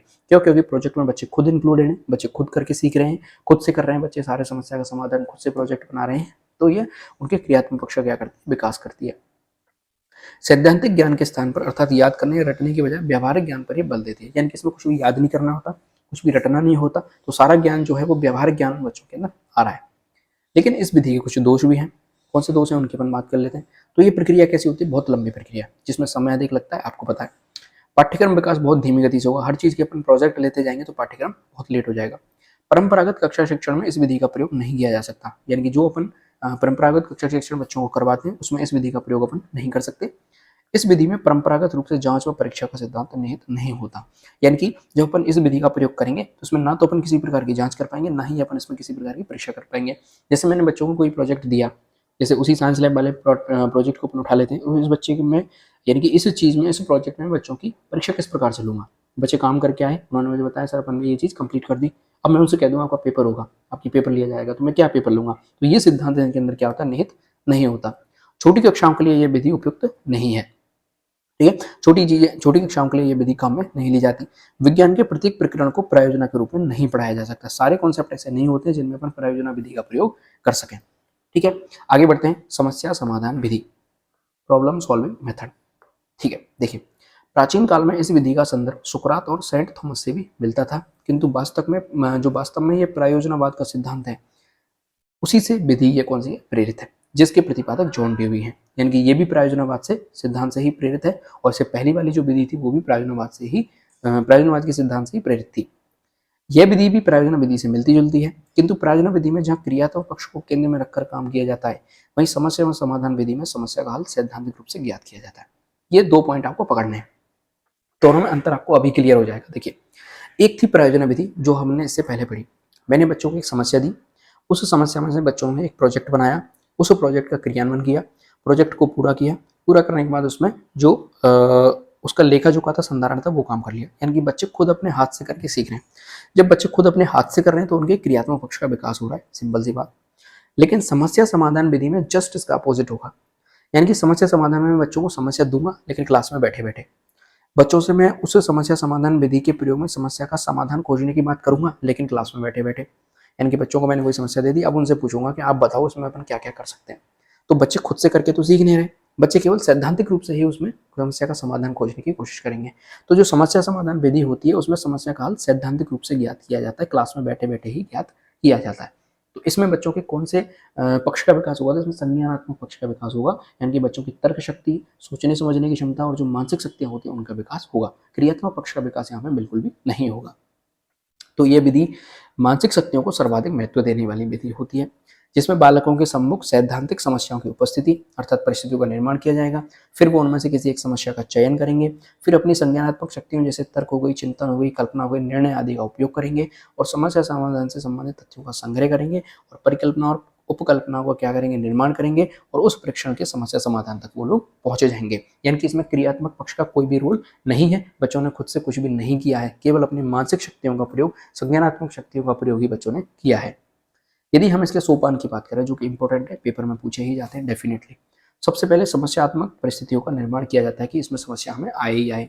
फिर अपन उन्हें समस्याओं का चयन करते हैं, किसी एक समस्या का चयन हमने कर लिया, फिर उसमें समस्या समाधान से संबंधित तथ्यों का संग्रहण करवाया जाएगा, फिर परिकल्पना और उपकल्पना को निर्माण करवाया जाएगा, फिर उन परिकल्पनाओं का परीक्षण किया जाएगा और लास्ट में समस्या समाधान तक बच्चा जो है वो पहुंच जाएगा। तो समस्या समाधान विधि भी ऐसी है, प्रतिभाशील बालकों के लिए या फिर बौद्धिक क्षमता के संवर्धन हेतु अत्यंत श्रेष्ठ विधि मानी जाती है। अभी मैंने आपको बताया था कि अलग अलग तथ्यों का संग्रहण करना, परिकल्पना को निर्माण करना, परिकल्पना को परीक्षण करना, ये भी जो प्रतिभाशाली बच्चे होते हैं, प्रतिभाशाली विद्यार्थी होते हैं, उन्हीं के इंटरेस्ट की चीजें होती हैं। जो पिछड़े बच्चे होते हैं या फिर जो औसत बच्चे होते हैं उनके लिए ये चीज काम की नहीं होती है, क्योंकि समस्या समाधान तक पहुंचने और तथ्यों को संग्रहण करने की प्रक्रिया उन्हें अनेक संदर्भ सामग्री का सहारा भी लेना पड़ सकता है। कोई समस्या दी हमने, ठीक है, उस समस्या के लिए अनेक तथ्यों के संग्रहण का वो कार्य करेगा। उसके लिए अलग अलग सामग्री देखनी पड़ेगी, अलग अलग बुक्स उसको देखनी पड़ेगी, लाइब्रेरी में उसको जाना पड़ेगा, यूट्यूब पे वो देखेगा, इंटरनेट पे वो देखेगा, दोस्तों से पूछेगा, बड़े लोगों से पूछेगा। तो ये सब जो है अलग अलग चीज़ों से वो जो सामग्री है उसको कलेक्ट करके लेके आएगा। तो ये चीज़ जो है प्रतिभाशाली बालक ही कर सकते हैं। इस विधि के कुछ गुण की अपन बात कर लेते हैं कि इस विधि के कौन कौन से गुण हैं। तो ये सबसे श्रेष्ठ बाल केंद्रित विधि है, क्योंकि इसमें बालक ही क्रियाशील रहता है, क्योंकि बालक स्वयं क्रियाशील रहता है और सैद्धांतिक समस्याओं के समाधान ढूंढते हैं। इस विधि में मानसिक क्रियाओं, शक्तियों को सर्वाधिक महत्व दिया जाता है, क्योंकि समस्या समाधान की प्रक्रिया में बालक अपनी तर्क शक्ति, चिंतन, निर्णय क्षमता का और कल्पना शक्ति का क्या करते हैं, प्रयोग करते हैं। बालकों में समस्या समाधान के कौशलों का क्या होता है, विकास होता है। वस्तुनिष्ठ निष्कर्ष प्राप्त करने की प्रवृत्ति का विकास होता है, यानी कि कॉन्सेप्ट के अपन निष्कर्ष पे पहुंच जाए, उस शक्ति का क्या हो रहा है, यहाँ पे विकास हो रहा है। बालक संदर्भ सामग्री का प्रयोग करना सीखते हैं कि अलग अलग जगह से संदर्भ सामग्री किस प्रकार से यूज ली जाए, किस प्रकार से उसका प्रयोग किया जाए, ये भी बच्चों में सीखने का होता है। प्रतिभाशाली और मेधावी बालकों के लिए श्रेष्ठ विधि ये मानी जाती है, औसत बच्चों के लिए नहीं मानी जाती, वही इसका दोष भी हो जाएगा। तो दोष की यहाँ पे बात कर ले तो सबसे पहला दोष है समस्या समाधान तक पहुंचने की प्रक्रिया बहुत लंबी है और समय लेने वाली होती है। पाठ्यक्रम का विकास बहुत धीमी गति से करती है। औसत और पिछड़े विद्यार्थियों के लिए यह विधि उपयुक्त नहीं है क्योंकि वे संदर्भ सामग्री का प्रयोग नहीं कर पाते। ठीक है, ये इसके क्या हो गए, दोष हो गए। अब अपन आगे बढ़ते, बहुत ही इंपॉर्टेंट है इंक्वायरी अप्रोच, परीक्षा प्रतिमान, जिसकी प्रतिपादक थे रिचर्ड सचमैन। अब इसकी अपन बात करते हैं। इसको याद करने का तरीका मैं आपको बताता हूँ कि मान के चलिए कोई केस हो जाता है, ठीक है, कोई केस हो जाता है तो केस की इंक्वायरी होती है। क्या होती है, उस केस की इंक्वायरी होती है और केस की इंक्वायरी होने के बाद वही आदमी बच पाएगा जो सच बोलेगा। ठीक है, वही आदमी बच पाएगा जो सच बोलेगा। किसी भी केस की इंक्वायरी होगी तो वही आदमी बच पाएगा जो कैसा होगा, सच बोलेगा। ठीक है, परीक्षा का मतलब होता है पूछताछ, आप ऐसे याद कर सकते हैं। तो किसी भी केस में जब पूछताछ होती है तो वही आदमी बच पाता है जो सच बोलता है। जो झूठ बोलते हैं उसको पुलिस पकड़ लेती है। ठीक है, तो देखिए जो परीक्षा प्रतिमान या जो इंक्वायरी अप्रोच थी, ये सबसे पहले भौतिक विज्ञान को केंद्र में रखकर बनाई गई थी। यानी कि भौतिक विज्ञान के लिए ही इस विधि को विकसित किया गया था, लेकिन धीरे धीरे अन्य विषयों के लिए भी इसको प्रयुक्त किया जाने लगा। ये प्रतिमान शिक्षण जो होता है अधिगम प्रक्रियाओं में बालकों के परीक्षा कौशल यानी कि प्रश्न पूछने के कौशलों का विकास करने और जिज्ञासाओं की संतुष्टि हेतु अत्यंत महत्वपूर्ण माना जाता है। यानी कि ये जो विधि है, यानी कि ये जो प्रतिमान है, इसका जो उपयोग किया जाता है बच्चों में प्रश्न पूछने के कौशलों का विकास करने का मुख्य उद्देश्य होता है इसका। क्योंकि आप देखते हैं जब कक्ष में आप पढ़ा रहे होते हैं और कई बार आप देखते हैं कि बच्चे कुछ भी प्रश्न नहीं पूछते हैं। किसी भी टॉपिक से आपने जो पढ़ाया बच्चों को, उसमें से बच्चों ने कोई भी क्रॉस क्वेश्चन नहीं किया या कोई भी प्रश्न उन्होंने नहीं पूछा। तो हम ये सोचते हैं, ये जो शिक्षाविद थे उन्होंने ये समस्या लगी, उसके लिए इस विधि का क्या किया गया, प्रयोग किया गया कि बच्चों के अंदर प्रश्न पूछने के कौशल का विकास होना चाहिए। बच्चे हमसे क्रॉस क्वेश्चन करके पूछे कि सर ऐसा हो रहा है तो क्यों हो रहा है, और हम उनकी जिज्ञासाओं को संतुष्टि करें और उनकी खुद की जिज्ञासाओं की क्या हो जाए, संतुष्ट हो जाए। तो इसके लिए इस विधि का क्या किया गया, उपयोग किया जाता है। ठीक है, क्योंकि रिचर्ड सचमैन का मानना था कि ज्ञान कभी शाश्वत नहीं होता, बल्कि उसमें समय समय पर परिवर्तन होता रहता है तथा इन्हीं परिवर्तनों से बालकों को अध्ययन रखने हेतु यह प्रतिमान अत्यंत उपयोगी है। यानी कि जो भी ज्ञान अपन बच्चों को अपन दे रहे हैं वो कभी भी यूनिवर्सल नहीं होता। कोई भी ज्ञान की हम बात कर लें वो कभी भी यूनिवर्सल नहीं होता। कोई भी सिद्धांत, कोई भी सूत्र, कोई भी नियम तब तक मान्य है जब तक उस नियम का कोई नई खोज नहीं हो जाती। ठीक है, तो ये तो क्लियर हो गया कि ज्ञान कभी भी यूनिवर्सल नहीं होता, शाश्वत नहीं होता, बल्कि समय समय पर उसमें परिवर्तन होता रहता है। तो हम वही नियम बच्चों को पढ़ाए जा रहे हैं, वही सिद्धांत बच्चों को बताए जा रहे हैं, क्योंकि हमें कुछ नहीं पता है और बच्चे भी हमसे क्रॉस क्वेश्चन नहीं कर रहे हैं या कोई प्रश्न अपन से नहीं पूछ रहे हैं। तो फिर यहाँ पे क्या हो जाएगा, ये प्रॉब्लम वाली बात हो जाती है। अब जो नियमों में परिवर्तन हुआ है, जो भी ज्ञान में परिवर्तन हुआ है, वो बालकों को अध्ययन में, यानी कि उस ज्ञान के लिए भी बच्चों में अध्ययन करने के लिए, ठीक है, अध्ययन ऐसे लिखा जाता है, अध्ययन करने के लिए यह प्रतिमान अत्यंत उपयोगी होता है। ठीक है, आगे बात करते हैं सच में इनके परीक्षा प्रतिमान के कुछ तथ्य थे। तत्व कौन कौन से हैं, देखिए सबसे पहले होता है उद्देश्य। उद्देश्य क्या होता है, विज्ञान की किसी जटिल समस्या के समाधान या किसी नियम या सिद्धांत की स्थापना हेतु प्रश्नों के पूछने के कौशल का विकास करना।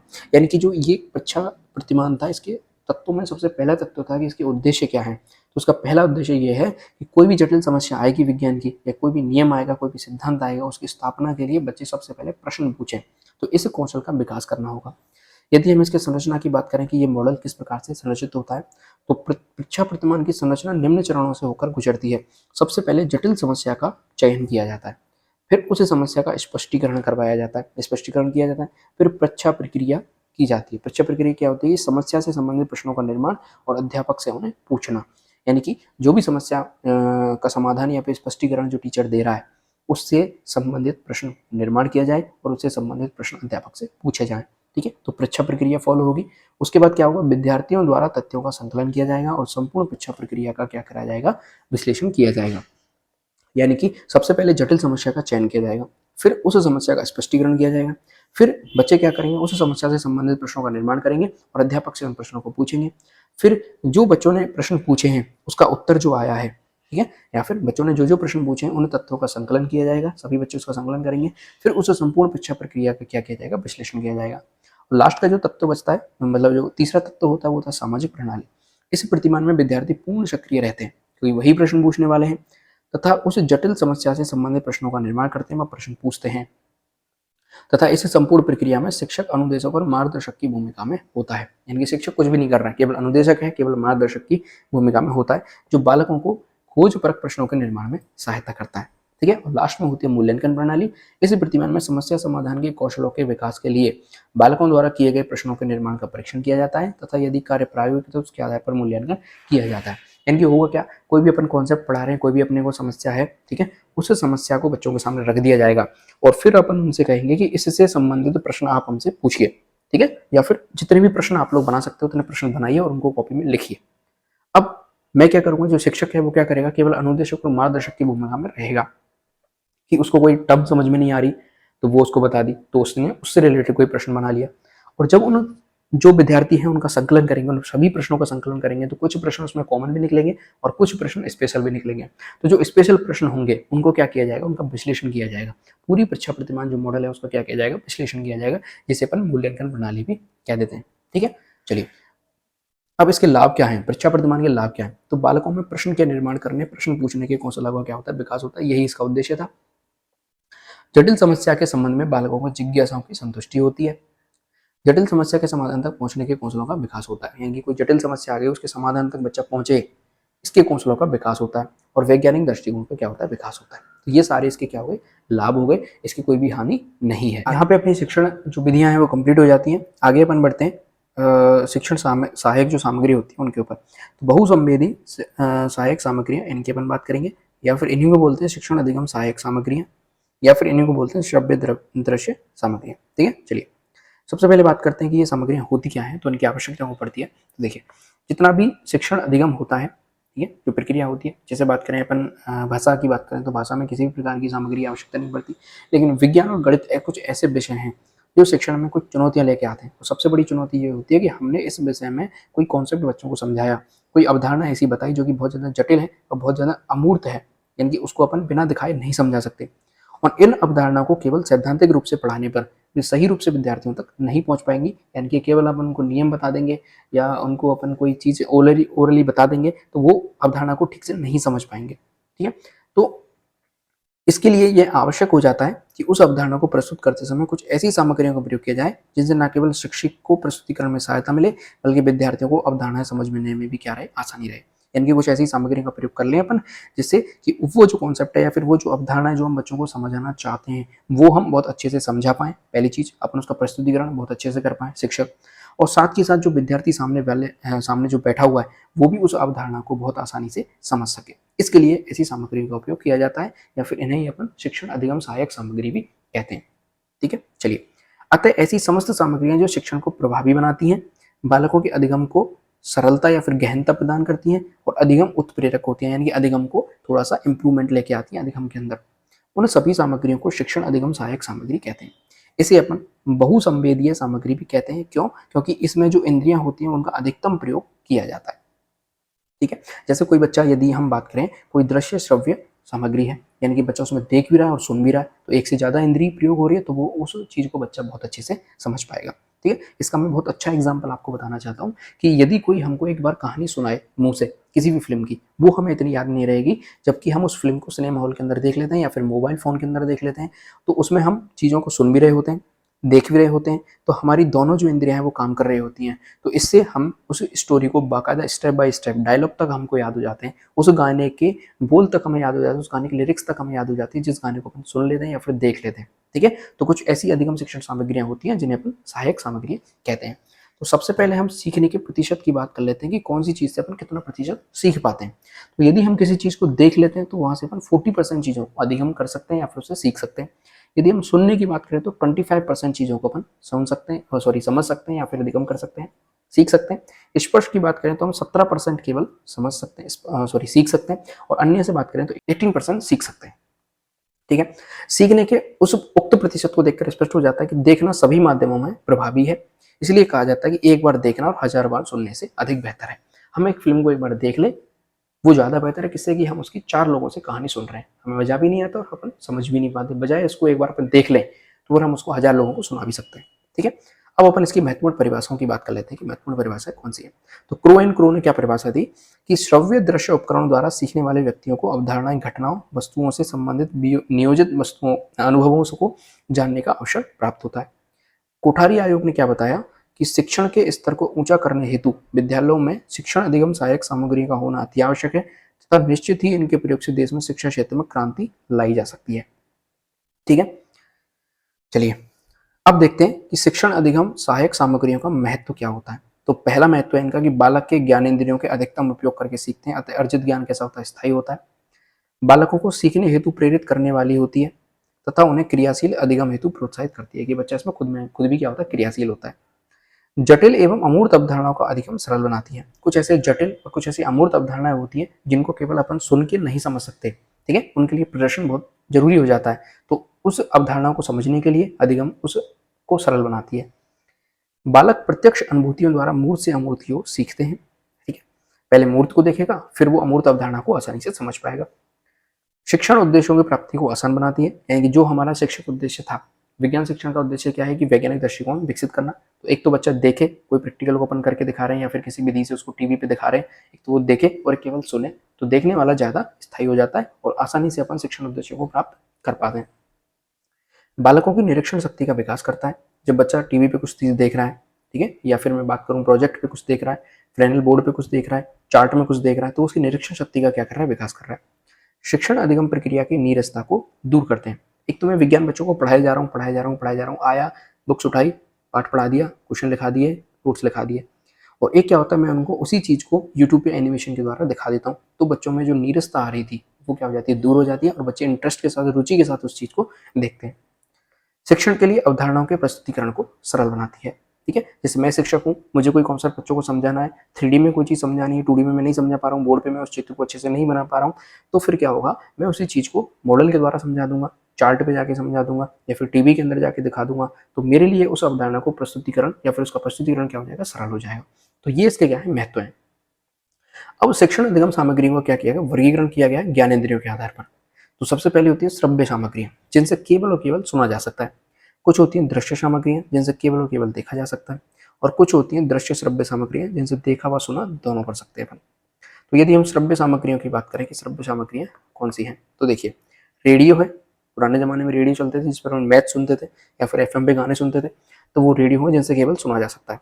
टेप रिकॉर्डर होता है, एक छोटा सा बॉक्स जैसा कुछ आता है ऐसा, ठीक है, उसमें यहाँ पे 2 बटन लगे हुए होती है, उनमें से एक को चालू करते क्या होता है, रिकॉर्डिंग चालू हो जाती है और फिर अपन उसे सुन सकते हैं बाद में। ग्रामोफोन होता है, लिंगोफोन होता है, इनकी अपन डिटेल में बात करेंगे तो मैं आपको फोटो भी दिखा दूंगा। कुछ होती हैं दृश्य सामग्रियां, जैसे कि चित्र होते हैं, ठीक है, कोई डायग्राम है, उसका चित्र बना हुआ है, तो वो अपन देख लेते हैं, उसे केवल देख सकते हैं। चार्ट होता है, चार्ट पे कोई चीज बनी हुई है तो उसे केवल देख सकते हैं। मॉडल हो गए, नक्शे हो गए, एटलस हो गई, ग्राफ पेपर हो गया जिसपे कोई ग्राफ बना हुआ है, उसको केवल देख सकते हैं। बुलेटिन बोर्ड हो गया, जो कि नोटिस बोर्ड लगे होते हैं स्कूलों के अंदर। फ्रेनल बोर्ड हो गया, जिसपे शादी विवाहों के अंदर अपन देखते हैं, या फिर कुछ चमकीला सा एक बोर्ड होता है जिसपे चीजें लिखी हुई होती हैं। जियो बोर्ड हो गया, जिसमें रबड़ बैंड के द्वारा, आपने मूवीज वगैरह में देखा होगा, जैसे एक बोर्ड लगा हुआ होता है, जो जांच करने वाला अधिकारी होता है, उसने यहाँ पे एक पिन लगाई होती है और इस पिन के नीचे फोटो लगी हुई है, ठीक है, किसी भी अपराधी की जो कि वांटेड है। एक फोटो यहाँ पे लगी हुई है जो कि वांटेड है, एक फोटो यहाँ पे लगी हुई है जो कि वांटेड है, कोई न्यूज़पेपर की कटिंग यहाँ पे लगी हुई है इस पिन से। तो वो क्या करता है, इन चारों पिनों को एक रबड़ बैंड से कनेक्ट कर देता है इस तरीके से, ऐसा कुछ आपने देखा होगा, उसी को कहते हैं जियो बोर्ड, ठीक है। आगे देखते हैं, अवेकस होता है जो कि गिनती करने वाला होता है, सबके फोटो में आपको दिखा दूंगा, डोंट वरी। एक सेक्सटेंट होता है, एक क्विजनर जो छड़ें होती हैं, एक 10 ग्राम होता है, डायनीज ब्लॉक होता है, नेपियर पट्टिका होती है, स्लाइड्स होती हैं, प्रोजेक्टर होता है, फिल्म स्ट्रिप होती है, एपिडोस्कोप होता है, ओवरहेड प्रोजेक्टर होता है, समस्त मुद्रित सामग्री होती है, यानी कि जितनी भी प्रिंटेड जो चीजें होती हैं। इसके बाद ट्री चार्ट होता है और मैजिक लालटेन होती है। ये सारी दृश्य सामग्रियां होती है, केवल उनसे अपन चीजों को देख ही सकते हैं। इसके बाद जो सुनने वाली और देखने वाली दोनों होती हैं, जैसे टीवी हो गई, उसमें आवाज भी आती है, अपन सुनते भी और चीजें चित्र भी दिखाई देते हैं। सिनेमा हो गया, पिक्चर अपन देखने जाते हैं, कंप्यूटर में अपन सुन भी सकते हैं, देख भी सकते हैं। वृत्त चित्र हो जाता है, ठीक है। इसके बाद कठपुतली हो जाती है, तो कठपुतली में भी क्या होती है, आवाज आती है, लोग बोल रहे होते हैं, जो उसको नचाने वाला है कठपुतली को, कठपुतली अपन देख भी जाते हैं, ठीक है। सबसे पहले बात करते हैं कि इसकी ग्रामोफोन की, कि ग्रामोफोन क्या होता है। तो ऐसा श्रव्य यंत्र जिसमें सुई के दोलन द्वारा ध्वनि का पुनरुत्पादन किया जाता है। ये यहाँ पे डायग्राम बना हुआ है, आपको स्क्रीन पे भी दिखाई दे रहा होगा। ग्रामोफोन कुछ इस तरीके का होता है। इसके बाद आता है लिंग्वाफोन, जो कि भाषाई उच्चारण सिखाने का यंत्र होता है। इसका भी फोटो आपको स्क्रीन पे दिखाई दे रहा होगा लिंग्वाफोन का। आगे बात करते हैं चार्ट। इसमें तो देखने की कोई बात ही नहीं होती, चार्ट अपने को पता ही है। शिक्षण अधिगम प्रक्रिया का इसे कंकाल कहा जाता है। अच्छा है, क्वेश्चन बन सकता है यहाँ से कि शिक्षण अधिगम प्रक्रिया का कंकाल किसे कहा जाता है, तो चार्ट को कहा जाता है। और अवधारणा को तुलनात्मक अध्ययन की श्रेष्ठ सामग्री होती है, यानी कि कोई कॉन्सेप्ट है, जिसमें दो चीज़ों की हमें तुलना करनी है। जैसे अपन कोशिका की बात करें, ठीक है, तो यूकैरियोटिक और प्रोकैरियोटिक कोशिकाओं के यदि हमें तुलना करनी हो तो एक चार्ट बना दें। चार्ट में एक तरफ यूकैरियोटिक लिख दी, दूसरी तरफ प्रोकैरियोटिक लिख दी, दोनों के 5-5, 6-6 लक्षण लिख दिए, तो एक चार्ट अपने को तैयार हो गया। एक अवधारणा का तुलनात्मक अध्ययन भी अपन ने कर लिया। तो इसके लिए श्रेष्ठ सामग्री कौन सी होती है? चार्ट होती है। इसके बाद बात करते हैं मॉडल की। किसी भी चीज़ का मॉडल होता है, जैसे वृक्क का मॉडल बना लिया, ठीक है, श्वसन तंत्र का मॉडल बना लिया अपन ने, तो वो हो जाता है। इसमें क्या होता है कि जब अवधारणाओं के सैद्धांतिक प्रस्तुतिकरण के समय किसी वस्तु का कक्षा में वास्तविक प्रस्तुतिकरण या फिर प्रदर्शन संभव ना हो, तो उसकी प्रतिकृति या प्रतिरूप को कक्षा में प्रस्तुत किया जाता है, जिसे मॉडल कहते हैं। जैसे ग्लोब हो गया, पिरामिड हो गए, घन घनाव जैसी 3D आकृति हो गई, ठीक है। जैसे ग्लोब है, ग्लोब क्या है? पृथ्वी का मॉडल है, लेकिन पृथ्वी को अपन दिखा नहीं सकते क्लास में, तो हमने क्या दिखा दिया? ग्लोब दिखा दिया। पिरामिड हो गए, उनको ला नहीं सकते, लेकिन पिरामिड का मॉडल दिखा दिया। इसी तरीके से मैं बात करूँ श्वसन तंत्र हो गया, तो श्वसन तंत्र को अपन बच्चों को निकाल के दिखा नहीं सकते, तो हमने क्या दिया? उसका मॉडल दिखा दिया, ठीक है। तो मॉडल इस काम आते हैं।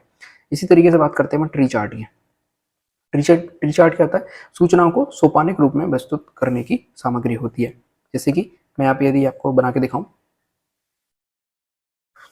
जैसे ये मैंने ट्री बना दिया, ठीक है, और यहाँ पे मैंने अलग अलग इसकी ब्रांचेज निकाल दी और इन ब्रांचों पे अलग अलग चीज लिख दी, ठीक है। ये क्या बन गया? एक तरह का ट्री चार्ट बन गया।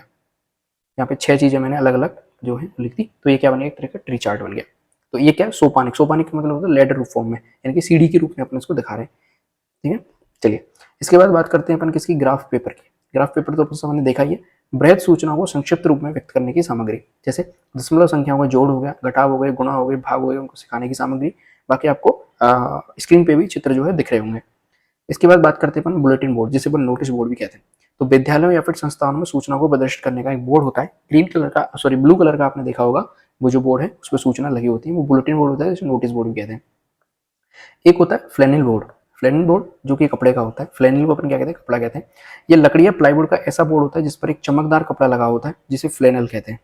यह सूती चमकदार कपड़े का होता है। इस पर विभिन्न आकृतियां, भागों को टांगकर उनकी व्याख्या का वर्णन किया जाता है, ठीक है। चलिए, इसके बाद होता है जियो बोर्ड। जियो बोर्ड अभी मैंने आपको बना के दिखाया भी था। जियो बोर्ड क्या होता है? ऐसा बोर्ड होता है जिस पर समान दूरी पर कीलें लगी रहती हैं, जिन पर रबड़ बैंड या धागे की सहायता से ज्यामितीय आकृतियां बनाई जाती हैं और उनके क्षेत्रफल व परिमाप को की अवधारणा स्पष्ट की जाती है, ठीक है। चलिए, इसके बाद बात करते हैं अविकस या फिर गिनतारा। गिनतारा क्या होता है? प्राचीन एक चीनी यंत्र है, ध्यान रखिएगा, जिसे गिनतारा भी कहा जाता है। यह संख्या ज्ञान, संक्रिया ज्ञान या मान की अवधारणाओं को सीखने हेतु सर्वश्रेष्ठ माना जाता है। यह दृष्टिबाधित बच्चों के लिए भी उपयोगी होता है, क्यों? क्योंकि उसमें जो तारे होते हैं, छोटी छोटी सी गोलियां बनी रहती हैं, उनको गिन के बच्चा गिनती वगैरह कर सकता है। इसके बाद होता है सेक्सटेंट। सेक्सटेंट क्या होता है? कोण मापी यंत्र होता है, जो एक बड़े खुले स्थानों पर कोण मापने में प्रयुक्त होता है। चित्र में आपको दिखाई दे रहा होगा। एक होता है कुजनर छड़ें। कुजनर छड़ें क्या होती हैं? तो यह भिन्नों की अवधारणा स्पष्ट करने के लिए श्रेय सामग्री होती है। इसके बाद होता है टेनग्राम। टेनग्राम देखिए, ये एक ऐसी सहायक सामग्री है जिसका उपयोग स्थानिक समझ विकसित करने के लिए किया जाता है। इसके अंतर्गत कुल 5 त्रिभुज, एक वर्ग, एक समांतर चित्र हो जाता है। ये गणित के लिए उपयोगी है, अपने लिए उपयोगी नहीं है, ठीक है। आगे बढ़ते हैं। देखिए, नेपियर पट्टिका। नेपियर पट्टिका क्या होती है? गुणन संक्रिया पर समझ बनाने तथा पहाड़ों को सिखाने के लिए नेपियर पट्टिका श्रेष्ठ सामग्री मानी जाती है। इसके बाद बात करें डायनिस ब्लॉक, तो ये जोड़ने, घटाने, भाग देने के लिए सामग्री मानी जाती है। इसके बाद फिल्म स्ट्रिप की हम यहाँ पे बात कर लेते हैं। तो ये अत्यंत कम मोटाई की स्लाइड्स होती हैं, जिन्हें प्रोजेक्टर के माध्यम से पर्दे पर प्रक्षेपित कर दिखाया जाता है, जो कि आपको फोटो के अंदर दिखाई दे रही होगी। इसके बाद होती है मैजिक लालटेन। बहुत ही इंपॉर्टेंट है, पेपर के अंदर पूछा जाता है हर बार। मैजिक लालटेन क्या है? प्रोजेक्टर से पहले का यंत्र है, जिसे स्लाइड प्रदर्शन हेतु यूज किया जाता था। अभी प्रोजेक्टर आ गया, उससे पहले मैजिक लालटेन का उपयोग किया जाता था। फिर होता है स्लाइड प्रोजेक्टर। स्लाइड प्रोजेक्टर क्या होता है? देखिए, पारदर्शी स्लाइड को पर्दे पर प्रक्षेपित करने का यंत्र होता है, ठीक है। इसके बाद बात करते हैं एपिस्कोप। एपिस्कोप और एपाइडोस्कोप। एपिस्कोप क्या होता है? देखिए, अपारदर्शी स्लाइड को पर्दे पर प्रक्षेपित करने का यंत्र होता है। ध्यान देखिएगा, स्लाइड जो प्रोजेक्टर होता है उसमें पारदर्शी स्लाइड होती है, और एपिस्कोप में क्या होती है? अपारदर्शी स्लाइड होती है, जिनको पर्दे पर प्रक्षेपित बड़ा करके दिखाया जाता है। ऐसा प्रोजेक्टर जो अपारदर्शी स्लाइड को बड़ा करके पर्दे पर दिखाता है, चित्र विस्तारक यंत्र भी कह देते हैं एपाइडोस्कोप को। इसके बाद होता है ओवरहेड प्रोजेक्टर, जिसे अपन शिरोपरि प्रक्षेपक भी कह देते हैं। ये एक ऐसा प्रोजेक्टर है जो अपारदर्शी स्लाइड पर किए जाने वाले कार्य को शिक्षक द्वारा बनाए गए किसी आरेखचित्र कथन साथ ही साथ पर्दे पर प्रक्षेपित करके दिखाता है। अब कुछ होती हैं श्रव्य दृश्य सामग्रियां, ठीक है, जिसमें कि सुनने की चीज भी होती है और देखने की चीज भी होती है। सबसे पहले होती है वृत्त चित्र, जिसे अपन डॉक्यूमेंट्री कहते थे। किसी भी व्यक्ति के ऊपर डॉक्यूमेंट्री आ जाती है, आपने देखी होगी। किसी विशिष्ट विषय वस्तु पर बनी लघु फिल्म, जिसका टाइम अवधि कितनी होती है? 30 से 40 मिनट, जिसे अपन डॉक्यूमेंट्री कह देते हैं। अब प्रक्षेपण के आधार पर जो सामग्री है वो 2 प्रकार की होती है। एक होती है अप्रक्षेपी सामग्री और एक होती है प्रक्षेपी। दोनों में बेसिक अंतर क्या है वो मैं आपको बता देता हूँ। कुछ ऐसी सामग्रियां होती हैं जिनको की टेक्नोलॉजी की आवश्यकता नहीं पड़ती, यानी किसी यंत्र की आवश्यकता नहीं पड़ती, वो तो होती है अप्रक्षेपी सामग्री। और जिसमें हमें टेक्नोलॉजी या फिर यंत्र की आवश्यकता पड़ती है उसे अपन प्रक्षेपी सामग्री भी कह देते हैं। जैसे कि ऐसी शिक्षण सहायक सामग्रियां जो कक्षा में सीधे ही बिना किसी विशेष यंत्र की सहायता के प्रस्तुत की जा सकती है। जैसे श्यामपट्ट हो गया, किसी टेक्नोलॉजी की आवश्यकता नहीं, किसी यंत्र की आवश्यकता नहीं। चित्र हो गए, चार्ट हो गए, मॉडल, नक्शे, बुलेटिन बोर्ड, जियो बोर्ड, अबेकस, नेपियर, पट्टी, डाइजिंग ब्लॉक, सिक्के, बांट, समस्त मुद्रित सामग्रियां, ये सब क्या है? अप्रक्षेपी सामग्रियां हैं, यानी कि इनमें हमें किसी भी प्रकार के विशेष यंत्र की आवश्यकता नहीं होती। वहीं प्रक्षेपी सामग्री की बात करेंगे, सूचना को सीधे प्रस्तुत नहीं करती बल्कि पर्दे पर प्रक्षेपित करके प्रदर्शित करती है। यानी कि यहाँ पे क्या चाहिए अपने को? पर्दा चाहिए। जैसे कि फिल्म स्ट्रिप हो गई, मैजिक लालटेन हो गई, सभी प्रकार के प्रोजेक्टर हो गए, जिसमें ओवरहेड प्रोजेक्टर हो गया, एपिस्कोप हो गया, एपाइडोस्कोप हो गया, स्लाइड प्रोजेक्टर हो गया। तो आपको इसको इस तरीके से याद करेंगे, बता देता हूँ कि प्रक्षेपी में प्र शब्द आ रहा है, पा मान लीजिए, और इसकी किसकी आवश्यकता होती है? पर्दे की आवश्यकता होती है। ठीक है।